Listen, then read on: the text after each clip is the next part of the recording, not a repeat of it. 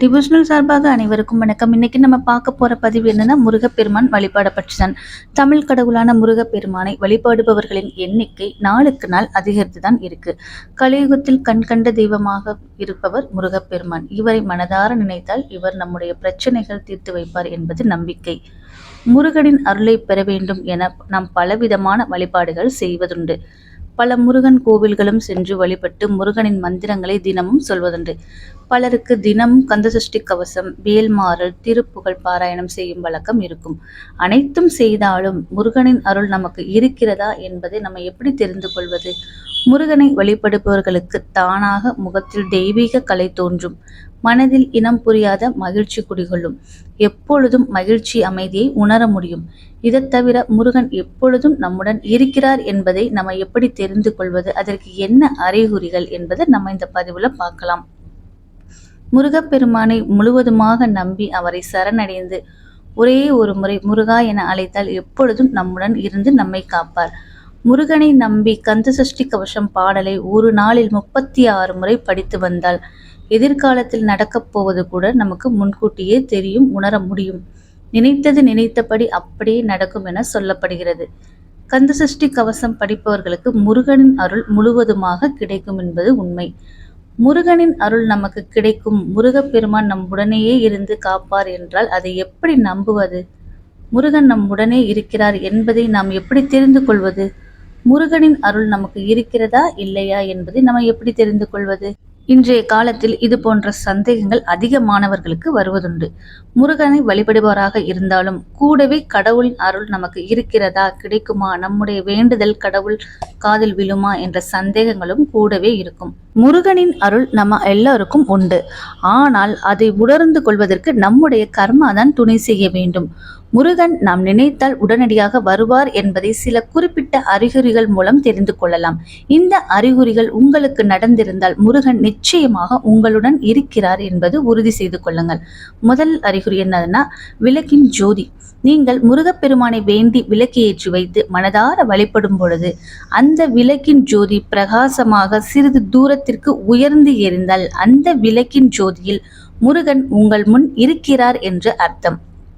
அதே போல முக்கியமான வேண்டுதலை சொல்லி அது நிறைவேற வேண்டும் என முருகனிடம் முறையிட்டு கொண்டிருக்கும் பொழுது எரியும் விளக்கின் ஜோதியில் இருந்து சத்தம் ஏதாவது உங்கள் காதில் விழுந்தால் உங்களுடைய வேண்டுதல் முருகன் கேட்டு அவர் அதற்கு பதில் அளிக்கிறார் என்று அர்த்தம். இரண்டாவது, பள்ளியின் சத்தம். பள்ளி சத்தமிடுவது அனைவரின் வீடுகளிலும் சாதாரணமாக நடப்பதுதானே என நினைக்க தோணலாம். ஆனால் அனைவரின் வீடுகளிலும் பள்ளி இருந்தாலும் அனைத்து நேரங்களிலும் சத்தமிடாது. அனைவரின் வீட்டிலும் பள்ளி சத்தமிடும் ஓசையும் கேட்க முடியாது. எந்த வீட்டில் தெய்வ சக்தி உள்ளதோ அந்த வீட்டில் மட்டுமே பள்ளி சத்தமிடும். கெட்ட சக்திகளின் நடமாட்டம் இருக்கும் வீட்டில் பள்ளிகளின் நடமாட்டமோ பள்ளி சத்தமிடுவதோ இருக்காது. நீங்கள் முருகனிடம் வேண்டிக் கொண்டிருக்கும் பொழுது பள்ளி சத்தமிட்டால் முருகன் உங்களுடன் இருக்கிறார் என்று அர்த்தம். மூன்றாவது, பூ விழுதல். நீங்கள் முருகப்பெருமானை வேண்டிக் கொண்டிருக்கும் பொழுது, மந்திரங்கள் சொல்லும் பொழுது அல்லது முருகன் படத்தில் வைத்திருக்கும் பூ விழுகிறது என்றால் முருகன் அந்த இடத்தில் எழுந்தருளி இருக்கிறார் என்று அர்த்தம். இது சாதாரணமாக காற்றில் அசைந்து யதார்த்தமாக நடந்திருக்கலாம். ஆனால் காற்று ஏதும் அடிக்காமல் இருக்கும் இடத்திலும் இது போன்று நடக்கிறது என்றால் அங்கு முருகன் இருக்கிறார் என்று அர்த்தம். நான்காவது, சேவல் உங்களை தேடி வரும். நீங்கள் சாலையில் நடந்து போதோ அல்லது வீட்டில் இருக்கும் போதோ உங்கள் கண்ணுக்கு சேவல் அல்லது மயில் ஏதாவது தென்பட்டால் உங்க கூட முருகன் இருப்பதாக அர்த்தம். நீங்க நினைக்கலாம், சாதாரணமாகவே வெளியே போனால் சேவலும் கோழியும் சுத்ததானே செய்து, இது என்ன பெரிய அதிசயமா அப்படின்னு நீங்க நினைக்கலாம்.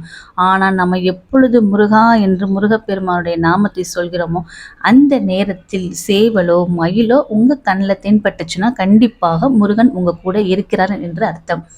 ஐந்தாவது அறிகுறி, வேல் வரும். முருகனின் அருள் உங்களுக்கு உண்டு, முருகன் உங்கள் உடனே இருக்கிறார் என்றால் உங்களின் கனவில் அடிக்கடி வேல், மயில் வரும். இன்னும் சிலருக்கு முருகன் ஏதாவது ஒரு வடிவத்தில் வந்து காட்சி தருவார். அதே போல் ஏதாவது சோதனையாக நேரம் என்றால் நீங்கள் மனம் வருந்தி முருகனை நினைத்தால் அடுத்த வினாடி முருகப்பெருமானின் படமோ அல்லது முருகப்பெருமானின் வேலோ நம்முடைய கண்ணுக்கு தென்படும். ஆறாவது அறிகுறி, உதவிகள் தேடி வரும். உங்களுக்கு ஏதாவது ஒரு உதவி தேவைப்படும் பொழுது யாராவது ஒருவர் தானாக வந்து நீங்கள் கேட்காமலே உங்களுக்கு உதவ முன் வந்தால் அந்த நபரின் வடிவத்தில் முருகர் தான் இருக்கிறார் என்று அர்த்தம். சாதாரணமாக என்ன முருகா இப்படியெல்லாம் சோதனை வருகிறதே என நீங்கள் நினைத்த உடனே உதவி தேடி வருகிறது, உங்கள் பிரச்சனை மனக்குறை தீர்வதற்கான வழி கிடைக்கிறது என்றால் முருகனின் அருள் உங்களுக்கு முழுமையாக பரிபூரணமாக இருக்கு என்று அர்த்தம். முருகன் உங்கள் அருகில் இருந்து நீங்கள் பேசுவது அனைத்தையும் கேட்டுக்கொண்டிருக்கிறார் என்று அர்த்தம். ஓகே, 7வது அறிகுறி, வீட்டில் வாசனை. முருகன் உங்களுடன் இருக்கிறார் என்றால் உங்களுடைய வீட்டில் உங்களை சுற்றி இதுவரை நீங்கள் உணர்ந்திராத தெய்வத்தன்மை நிறைந்த விபூதி, சந்தனம், பன்னீர் வாசனை வீசுவதை உணர முடியும்.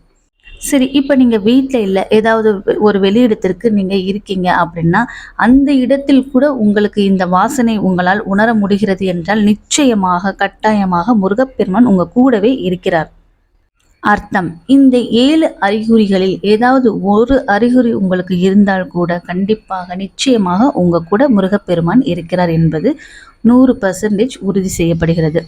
அப்போ உங்க மனசுல தோணும், அப்போ முருகப்பெருமான் என் கூட இருக்கும்போது எதுக்கு எனக்கு இவ்வளவு கஷ்டங்கள், எதுக்கு இவ்வளவு சோதனைகள் நமக்கு கொடுக்குறாரு அப்படின்னு உங்களுக்கு தோணும்.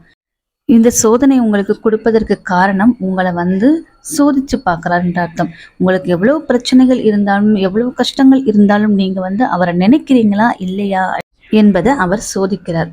எதையுமே நீங்க எவ்வளவு பிரச்சனைகள் இருந்தாலும் முருகா நீ தான் பார்த்துக்கணும், இந்த பிரச்சனை எல்லாம் உன்னோடது, நீ தான் எனக்கு இந்த பிரச்சனையை தீர்த்து வைக்கணும், அவர்கிட்ட சொல்லி அவரோட நாமத்தை மட்டும் நீங்க சொல்லிட்டே இருங்க. உங்க பிரச்சனையை நீங்க நினைக்க வேணாம், உங்க பிரச்சனையை நீங்க முருகப்பெருமான்கிட்ட வச்சுட்டு நீங்க முருகப்பெருமான்ட மந்திரத்தை மட்டும் உச்சரிச்சுட்டே இருங்க. உங்களுடைய பிரச்சனை அவர் கண்டிப்பாக தீர்த்து வைப்பார்.